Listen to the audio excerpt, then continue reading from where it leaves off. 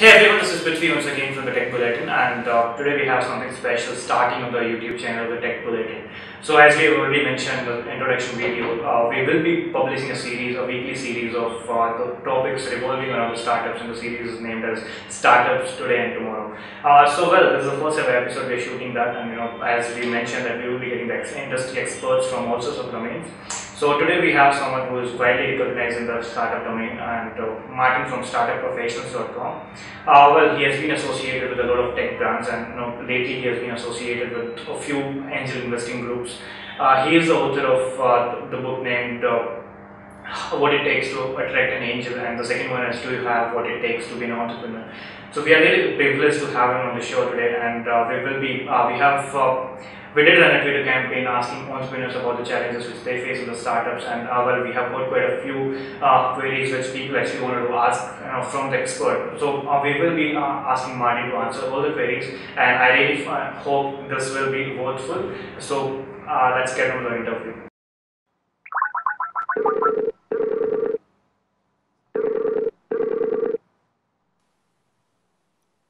Hello there. Hello, sir. How are you? I'm doing just fine. How are you? I'm good. So we have just started a series where we will be talking about the problems, or maybe we will be talking everything about revolving around the startups. And well, this is the first ever episode we are shooting, and we are really privileged to have you on the show.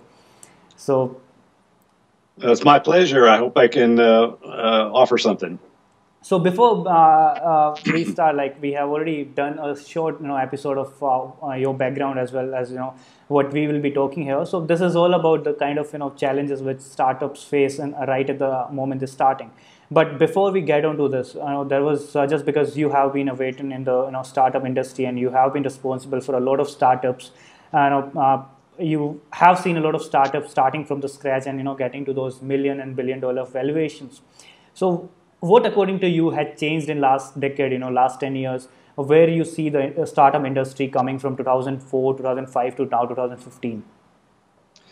Well, I think the most important thing is that the cost of entry is much lower than it ever was before. In other words, even before 2004 or 5, it might cost you $1 million to get a software startup going.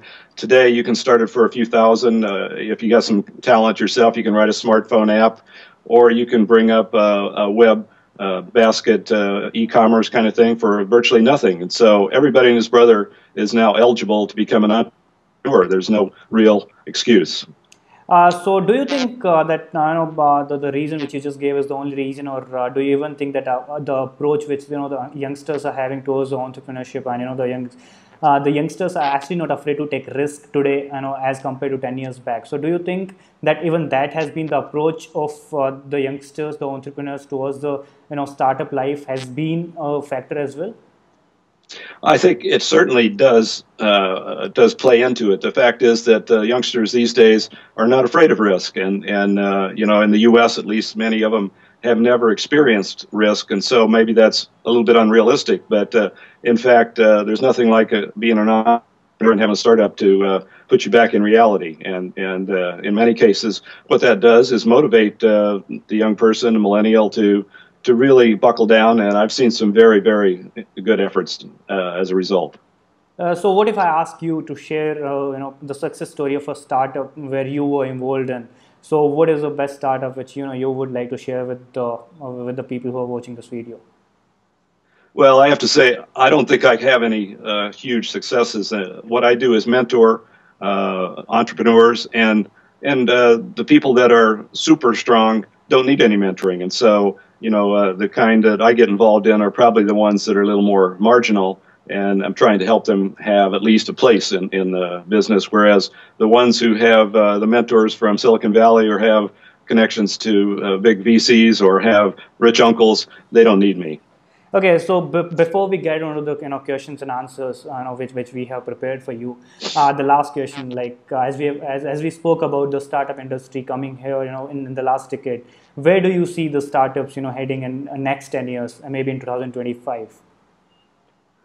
Well, I think it's really a new era for entrepreneurs, which means I think you're going to see a lot more entrepreneurial activity worldwide, and for the most part, they will be small startups. In other words, having the next Google, that's just not possible. There are always going to be a few that stick out because they're $1 billion or have made huge strides. But I'm much more a fan of the average entrepreneur and the average startup, the average small business, because I think that's what drives our economy. Okay, so now we have prepared actually we have spoken to a lot of entrepreneurs who are actually the entrepreneurs or maybe the owners of the young age startups and who are just starting out or maybe who have just started. So we have actually listed a few problems. So the first thing, obviously, we have the first problem which a lot of people had is a competition. The moment you start with an idea today, you already have a lot of competitors working in the same field. So what do you think, like how the competition is, and we obviously say that healthy competition is something which is very good for a startup. So your comments on that, and how you think the new entrepreneurs can actually tackle that problem. Well, I think that is a problem in the sense that a lot of entrepreneurs, especially young entrepreneurs, are very idealistic. They assume that because they have a good cause that there's no competition, and they really don't. How do you stand ahead of your competitors, that kind of thing. And so it's, again, a learning curve. And I just find that many young entrepreneurs are not realistic in terms of expectations, and they are bound to fail the first time. But typically that means they wake up and they realize that there's work to be done. So how do you think the competition, they can use the same competition which might just be a challenge for them? How can they use for the betterment of their startup? Well, I think they have to do their homework, and these days with social media, it's not hard to find out what your competition is. It's not hard to find out what people like, what they don't like. It's not hard to use the internet to find out what things are working, what things are not working. You have to come out of your shell. You have to get out in the marketplace and look at things. It's a lot more than talking to your friends. I see, unfortunately, here I'm in a university town, and a lot of university students think about what can I do on my smartphone that'll help me find the nearest bar or the nearest entertainment or the nearest women. And in fact, that's not a business. That may be fun when you're at that age, but they have to get beyond that to understand that, in fact, even dating sites are extremely competitive, or certainly any kind of business is an extremely competitive alternative. When we talk about a new invention taking place, and when we see a lot of entrepreneurs who are really talented in what they're actually doing, there are a lot of entrepreneurs who are very good at coding and and a lot of other things. But when they start with a startup, and one basic thing which they lack is the implementation of the business strategies. So a lot of people who are not that good on they might just be very good at coding, but they might not be that good in business execution and strategies. So what do you think, is that a problem for the newest startups? And again, what would you suggest those entrepreneurs to tackle that? Well, I think it's a big problem. It's very common. Probably the most common thing I run into with both every age of entrepreneurs is the people who are inventors or creators. They're technologists. I'm a technologist, so I know what it's like to write software and feel that it's very important. But the reality is, creating the product may be the easy part. The harder part is creating a business. And I tell people, you are not an entrepreneur if you create a product. You're an entrepreneur if you create a business. So most common proposal, I get a dozen a day, I would say, from people all over the world who are telling me about their great technology. And the fact is that I don't even care about their technology because they probably know more about it than I do. But I do know something about business, and they don't tell me anything about their business. And they say, what do you think of this? And I have to say, as far as I'm concerned, ideas are a dime a dozen. You really need to show me how you're intending to make this into a business. So what will be your advice to those genius people whom you are telling? What will be your advice to them? It's the very first advice is find a co-founder who's a business person. To me, there are two types of people: the people that are very good at creating things, and they're type of people that are maybe good at running things, building a business. I come from the old days. I actually met Bill Gates and Steve Ballmer at early Microsoft. those were an ideal pair in the sense that Bill Gates was the technologist. He would work very hard, and Ballmer, I was in IBM at the time, would always say, well, and that'll be another $50. You know, he was very sensitive to the business side. That's an ideal entrepreneurial pair. In all cases, I think two heads are better than one, so you should find a co-partner. You just spoke about having a co-founder who is a business guy. So again, having a team, having a perfect management team is again one of the one of the major problems which the entrepreneurs face these days, because a lot of startups actually come right out of the college when I just have a buddy and I just start with that, and just after a few years or maybe after a few months when we are ready with the product, then we actually find the need that okay, this is the time when we start, we have to start marketing the product, and that is a time when we might just not be able to convince someone, or we might just not be able to trust someone right there, because this is our product. We have spent a lot of months or maybe years developing that. How do we how do we trust on someone who just comes and becomes a co-founder?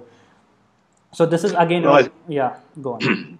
It's I think it's a function of networking and doing your homework. The reality is that you and your best friend or you and your roommate are not the ideal co-founders, because neither of you have experience, neither of you have money, neither of you have maybe the insight to run a business. So what I always say, the best pair is someone who has an idea, maybe a young person, and then find someone who's been there and done that. And so you should be walking around looking for people who have sold their last startup for 800 million or something like that. They can bring you along. They know how to run the business, probably even invest some money.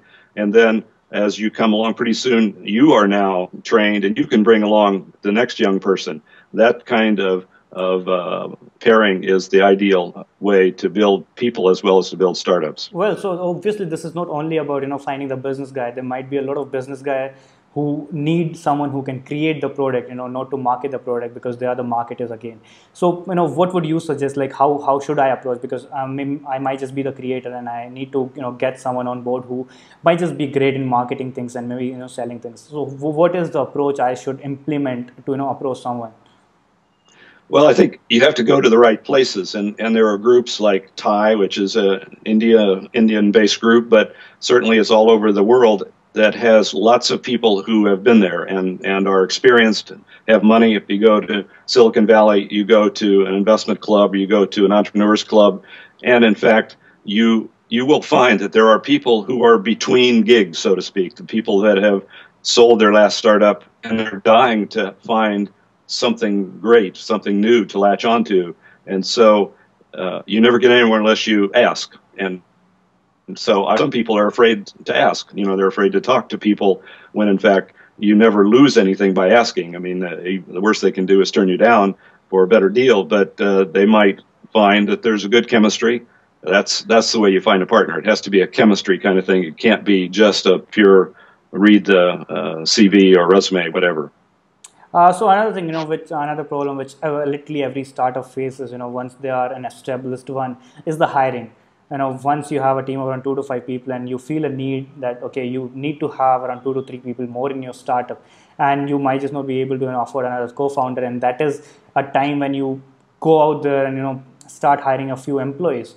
And that has been a constant problem for all the startups over the years, and I've spoken to a lot of startup people today, and this was one of the things which was highlighted by everyone. So how do you see that as a problem? And if it is a problem, then what would you advise those entrepreneurs? Definitely is a problem, and there's an example where I spent many years first in a big company where they sort of train you to do interviews. They train you to do product people management as well as product management. That's something that a young entrepreneur first time doesn't have, and so to me, it's something that maybe you need to get some help on. In other words, there are people who will help you do hiring, whether it's executive recruiters or whatever. But most importantly, I think you have to approach hiring the same way you approach finding a spouse. That it's not you get somebody in your office and you give them an extreme pitch, that your best pitch, and they say, "Oh, I love that pitch," and they sign up. You may not be a good match at all. And so it's just important that I always say, hire slow, fire fast. That means, take your time on that and try to get to know the person outside of work as well as at work, and make sure that if you do make a mistake, which we all make mistakes, that you address it and help the person find another job, because it's not going to be happy for them or you. Well, talking about that happiness, so everyone is obviously happy when they are starting with a startup, but after some time they just feel there's a need to accelerate, and a lot of people cannot actually realize that when to accelerate. That single point that they cannot really realize that this is the point that we are done enough now and we need to accelerate.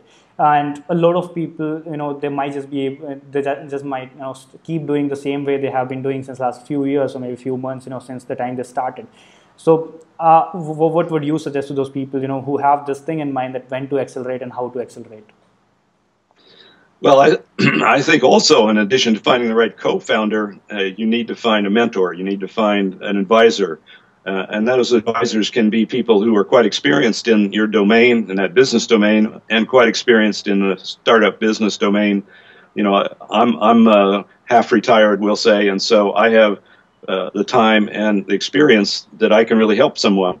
Now, that does mean that you have to listen. You have to actually be open to help.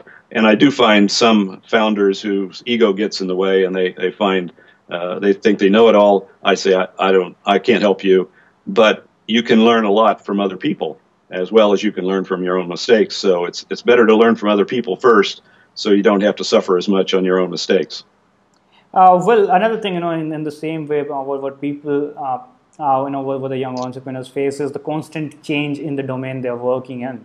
If we talk about Facebook started like 10 years back, and in 10 years, the technology had changed a lot, and Facebook had to change a lot of times, depending on the need of the users, depending on the need of the security, depending on the need of the technology. So, how do people comply with that? The constant change in the approach, towards the entrepreneurship, towards the business, towards the technology. Well, it's not all that hard. I think you have to get out there and listen to the market, listen to the customers. And one of the things I find very disconcerting is that some startups want to be in stealth mode. They say, I want to make sure I have the product exactly right. I'm afraid somebody's going to steal my idea. And so they work and they work and they work. And then they come out with the product and find it's not quite the right product. I think the smarter approach is what I call, and a lot of people call, minimum viable product, is get out there with the idea, get out there with something that works, listen to the feedback, assume you're going to have to do a pivot, assume you're going to have some changes because the market has changed or you've interpreted it not quite right, and continually assume that it's going to need to change. It's not a one-time thing to create a product and say, okay, now I can relax and enjoy my $1 billion. Talking about the same thing, like you cannot really be at one place. So when we are literally starting, we do have the entrepreneurs do have a lot of problems saying where to expand, who are the right customers, and where we can actually go and market the product. And a lot of people cannot really decide that. And the whole thing, we have already spoken about this. There's a business strategy as something which lacks. So onto this, finding the right customer and finding the right demographics. And if a startup is not able to find that right in the first attempt, what will you suggest them?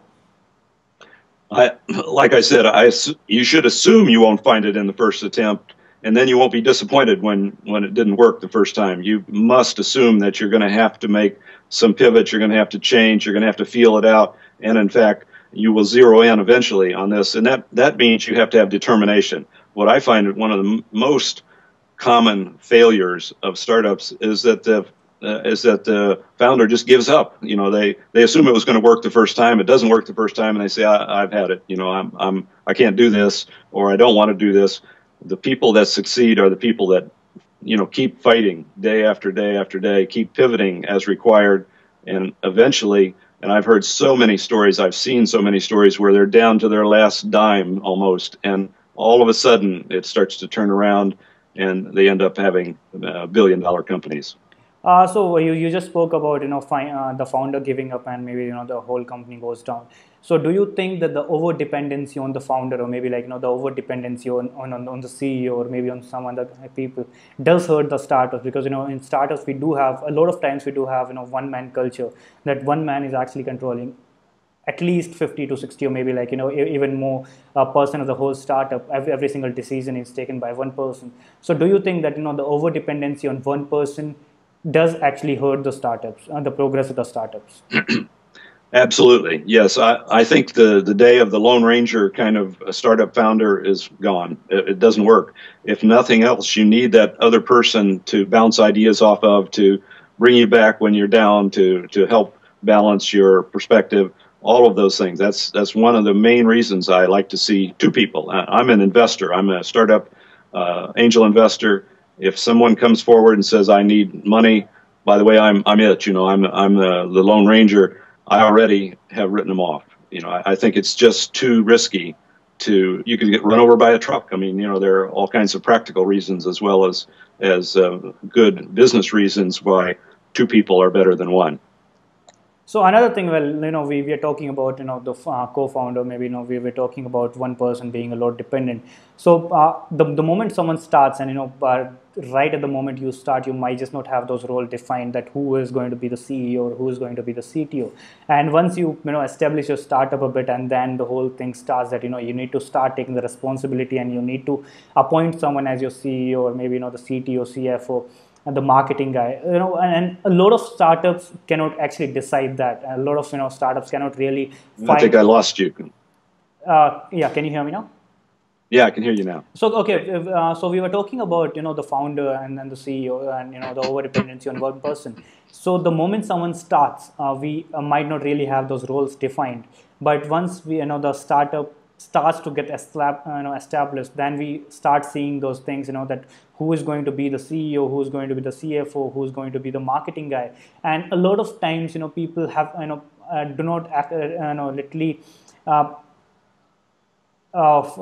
maybe people haven't don't decide that right in the starting, and when there is actually the time to decide the roles, they actually get into a lot of troubles, and there might just be a few spats right in the internal team.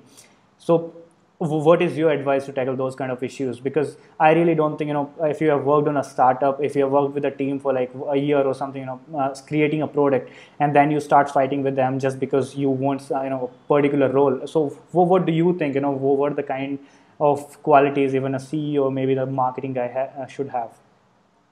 Well, I think you have to approach that the same way you approach the pivots. In other words, your role may change over time, and you should assume that that's going to change. I can tell you stories, for example, of a fellow who started a startup company with software, very good fellow, but we went looking for venture capital, and we found, and this is very common, a guy who said, I'll give you $1 million, but I think I need to replace you as the CEO because you've never had any experience running a product type of business. Well, my friend got very angry and said, this is my baby. How dare they suggest that I can't manage my baby? And so he turned down the money and he folded eventually because he couldn't really run the business. He would have been much smarter to say, and I told him, you're a very great marketing guy. Why don't you promote yourself to chairman of the board? You still own the majority of the stock. You still have the same level of control, but do what you can do well. Let them bring in somebody who can do the business side better if that's what they're looking for. Don't be arrogant. Don't be assuming that whatever you're doing today is you're always going to do. So that's what I recommend. I also say, as you get more mature, say I deal a lot with companies that have made, say, $1 million in revenue. Now they're trying to get to the $2 million revenue. They find that it doesn't work the same way. As a founder, you can do everything almost up into, say, $1 million, and then you don't have enough hours in the day. And I have a good friend who's one of my clients. He's killing himself, working 20 hours a day. He wants to do everything, but he refuses to give up a little bit of control. He refuses to, he hires helpers. Those are people that'll do what he tells them to do. He doesn't hire help, which is someone who can do what you need them to do, and you can learn from them. And that's just a hard thing. But a smart founder, a smart entrepreneur will do that. He will figure out how to live with himself, even realizing that he's got the same amount of stock that he always had. He really hasn't given up anything. He's really given himself a lot of pluses. So we just you just spoke about the money getting involved, and well, funding is something which has been a constant problem for the startups since a long time now. And I've maybe like if not all, a lot of startups do face the problem of raising money right at the beginning, or maybe right at the moment they need it. So, and while talking to the entrepreneurs, I actually found that there are a lot of reasons for that. There are a few times they are not able to approach the right amount, the right kind of investors. There are a few times when the investors are there might just be a lot of problems, and the problem of funding remains always. So I'm sure you would be seeing that as a problem. I mean, you would be seeing that as a challenge, again to the new startups. So, what do you advise? How can the new entrepreneurs can overcome that? How can they approach the investors in a better way and get funding right at the time when it is needed?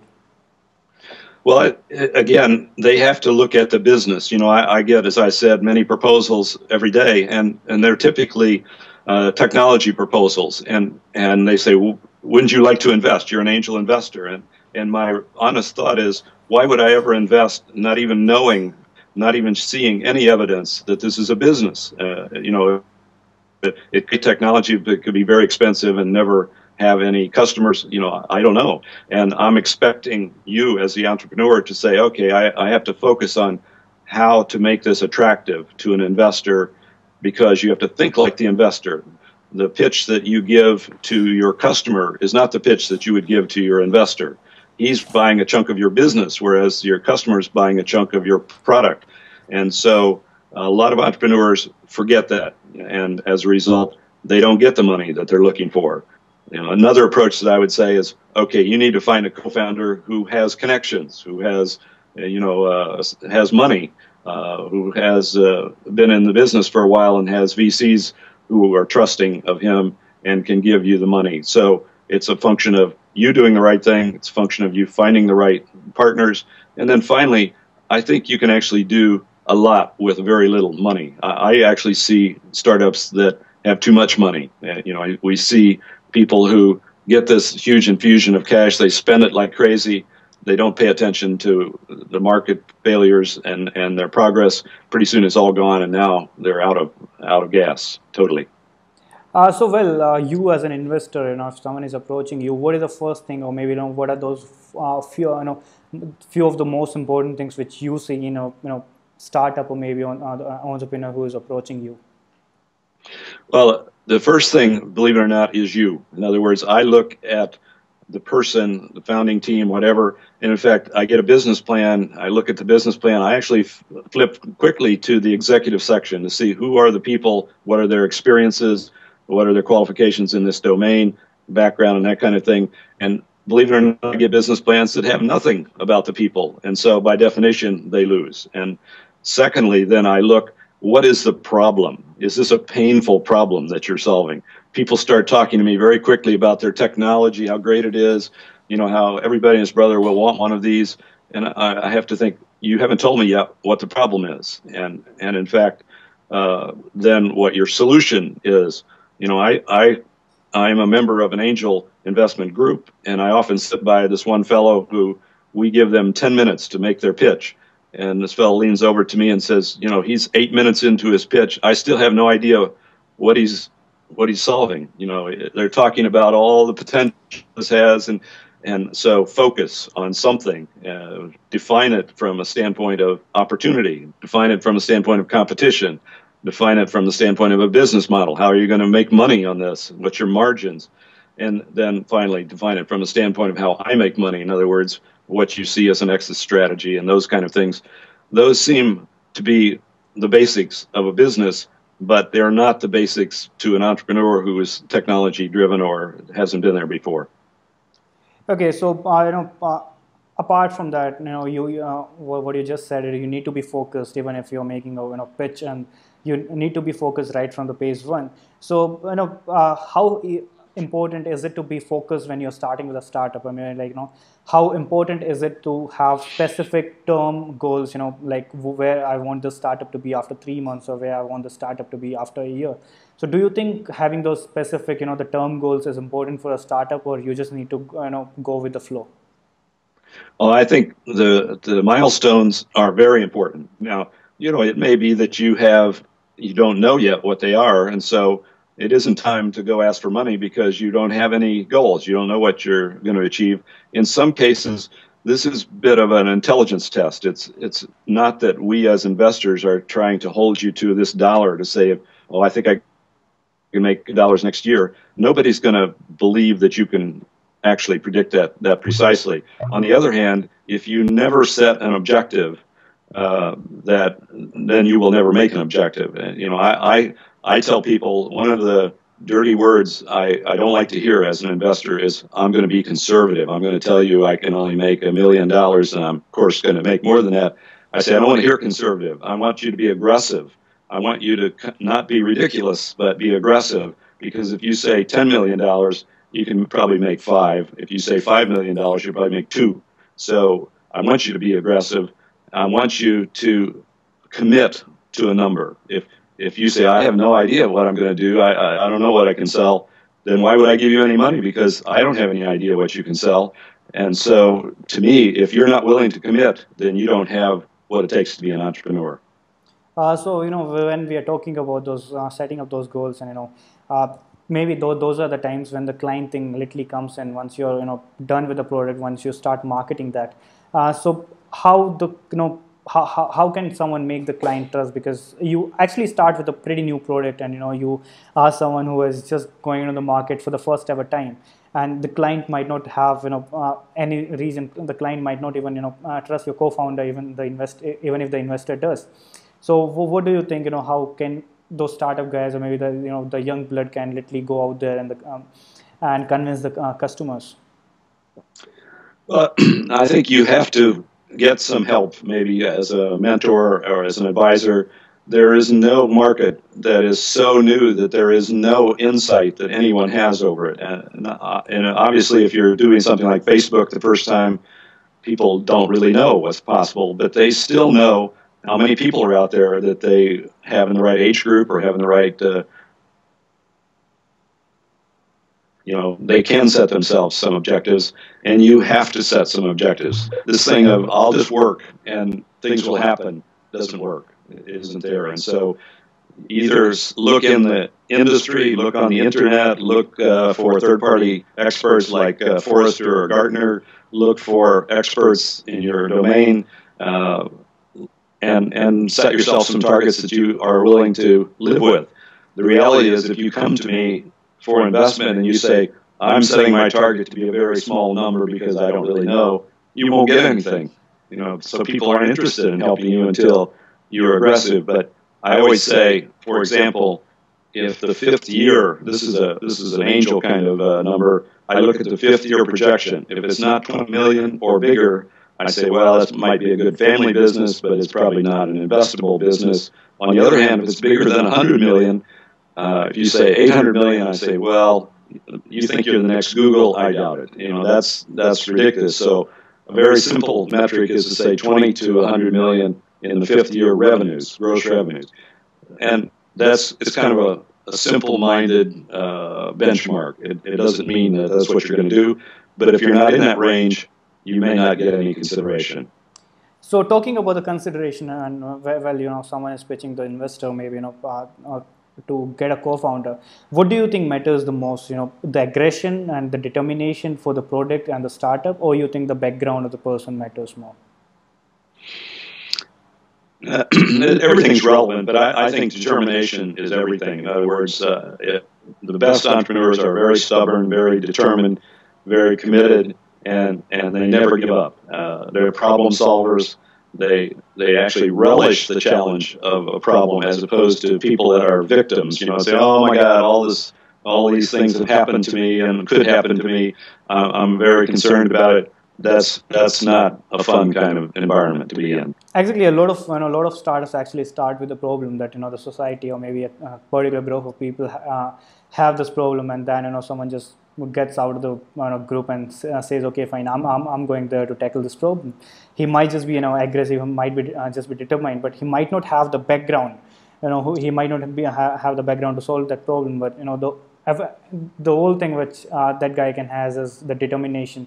So how do the startup industry look at a person like this, or maybe how does the investing the community looks at people like that?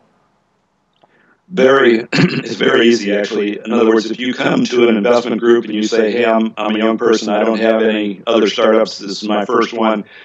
That doesn't mean we don't want to hear about your background. In other words, tell me about some project that you were in where you were very determined, where you overcame massive odds. Those are very, very good things. If you say, "Well, I've never done anything, and my father always gave me everything I ever needed," that's not a very impressive kind of position. So you can make a good story out of almost anything. And if you don't have anything, you don't have any story, then I say go do some other things first. Maybe work for a startup, or maybe take on a nonprofit and show that you have some of these kind of talents before you go ask for money. Well, so just today I was talking to a group of entrepreneurs. They were around 4 to 5, and most of them are experienced ones, with the experience around 5 to 7 years. And we just, go into a problem saying that in the startup market, the life is too short to experiment everything on your own. And if you have the competition, you do have to use that in a better way, and you have to, learn from people's mistake. And the decision taking is something which is very, very important. So, learning from others' mistakes and taking the right decision at the right time. How important do you think that is for a startup? It's very important. I think any decision is better than no decision. There are some people who don't want to make a decision. They delay, they study, they do all the things that sound good, but no decision is not good. Secondly, it's very important that you try to learn from other people's mistakes and decisions, as opposed to some people say, I need to make my own mistakes. I'm going to learn from my mistakes. Well, there are a million of them out there, and so by the time you've made a million mistakes, you're probably too old. So the first thing I always say is learn as much as you can from other people's mistakes, so that the ones you make are new ones, and that you can learn, of course, from both. The stupidest thing is to keep making the same mistake over and over again, assuming you're going to get a different answer, that it's suddenly going to work somehow. So there are all of these things which really boil down to keeping your eyes open, studying what's going on in the market, talking like you are to other entrepreneurs that have been there and done that, and then striking out on your own. That's as far as you can go. Well, so another thing which is, once you are doing pretty good with that, so there are two things which actually come in the startup. One is the quality of the product, and the other thing is the growth of the product, and balancing both of them is, another big challenge which is faced by a lot of startups these days. So, well, again, this is again a problem for the startups, and how, would you advise to tackle those entrepreneurs with this problem? Well, I think the bigger problem is what I call scope creep, or products that try to be everything to everyone. Especially software people, hardware people. They always want to add one more feature because they can, because they know how to do it, because it's a challenge technically to implement it. They should spend more time. Each of those features actually are important to their customers. They may find that what's important to them, maybe the early adopters. I wrote an article a while back about early adopters are not your market. The fact is that if you listen too hard to early adopters, they will keep saying, add more and more, I need more control, I need more complexity, in a sense, because they can manage complexity, whereas the mass market that you're hoping to get the volume from is turned off by that. And so you can drive yourself in the ground by adding too many features. It is a hard trade-off between quality, but time is of the essence in all cases. I think this minimum viable product, where you define the absolute minimum features that solve a given problem, highly focused, then find those customers that have that problem and figure out whether, in fact, you've hit the mark and expand from there. I'm not talking about what we call a one-trick pony that says, I only do X. I'm talking about starting highly focused and expanding in the marketplace as it demands it.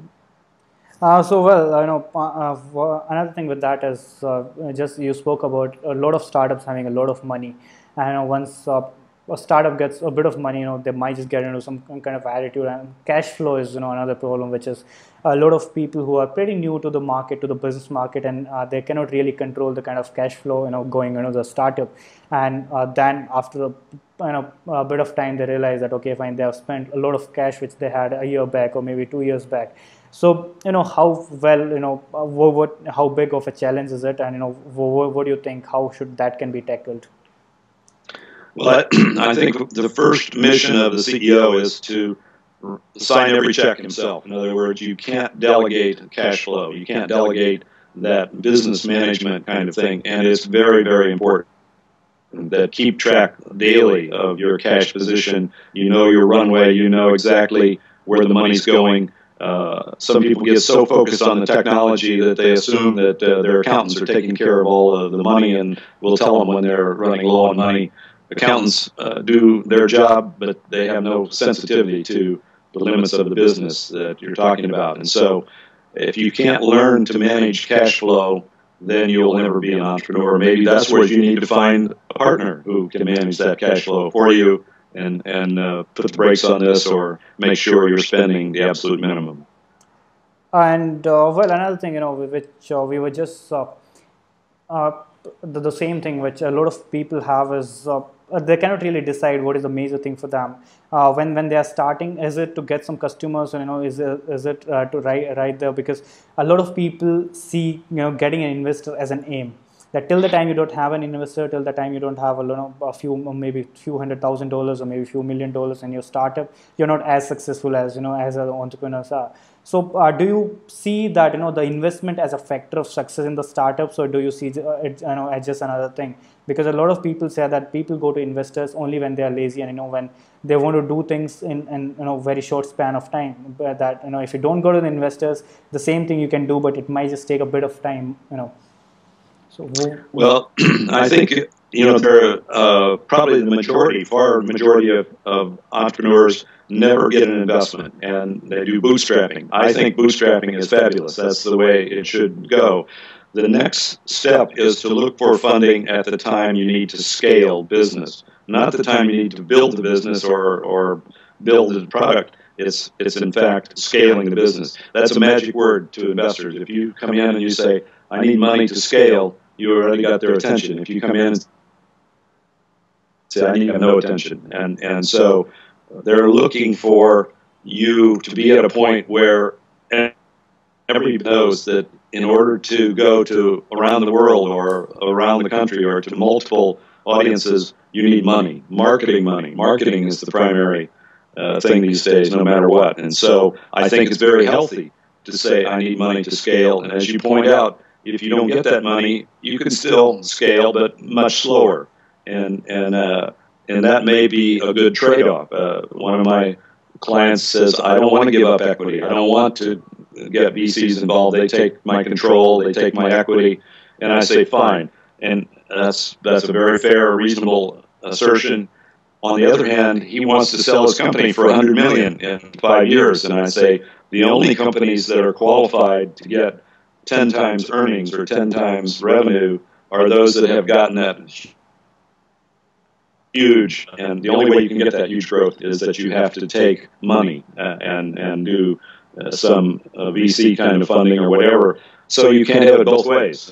You can say, I'm going to grow slowly. My company may be a great family business, it may be a great long-term opportunity, but in the short term, it's not going to look like Google.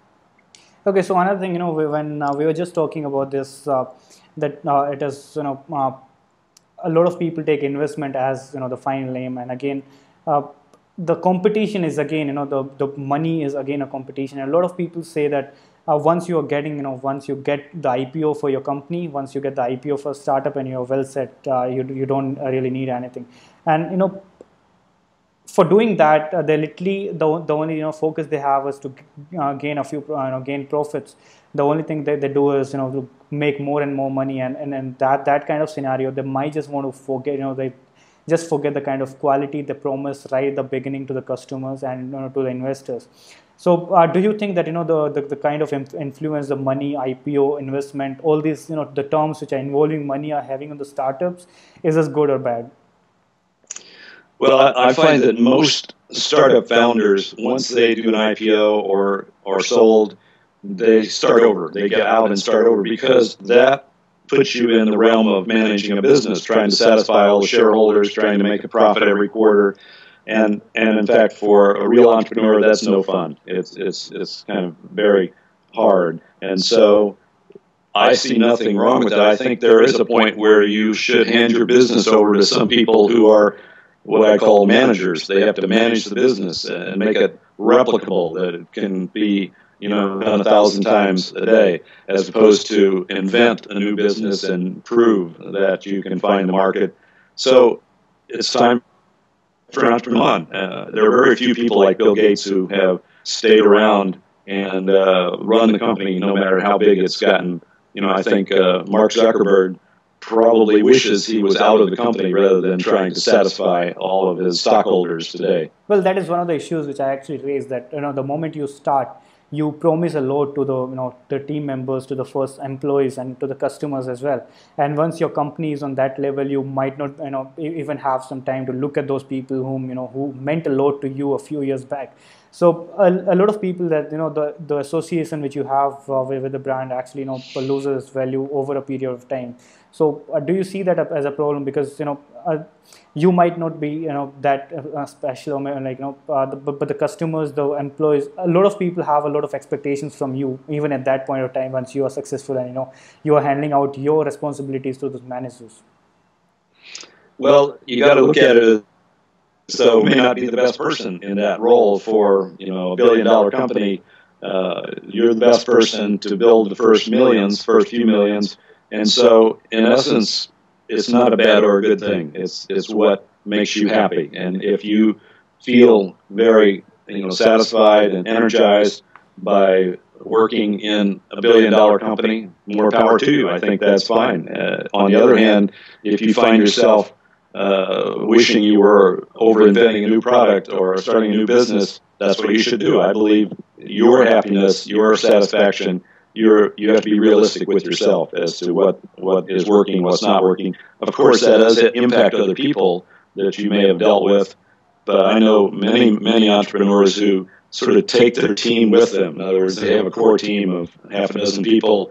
They've started half a dozen companies, and they hand off that to true executives at some point. Well, so that's all I really had in the list of the questions asked for today. So another thing which I actually want to ask you personally is, what are the challenges apart from the ones which I highlighted today? What are the challenges which you feel are there for the startups and maybe to the startups who are going to come in next few months or maybe next few years? So what are the most important changes according to you, the challenges? Well, I don't think the next few years is going to be any different. I'm starting to lose my voice here, but I think it's a matter of actually looking for what's happening in the world, the changes in the world, and taking advantage of it. Don't let it take advantage of you. So a new generation comes along, there are new opportunities, no problem. Also, sir, that's all we actually had for today, and it was really it was a great privilege to have you on the show. We expect you to be a part of the other shows as well, and thanks a lot for that. That's been literally around 45 minutes.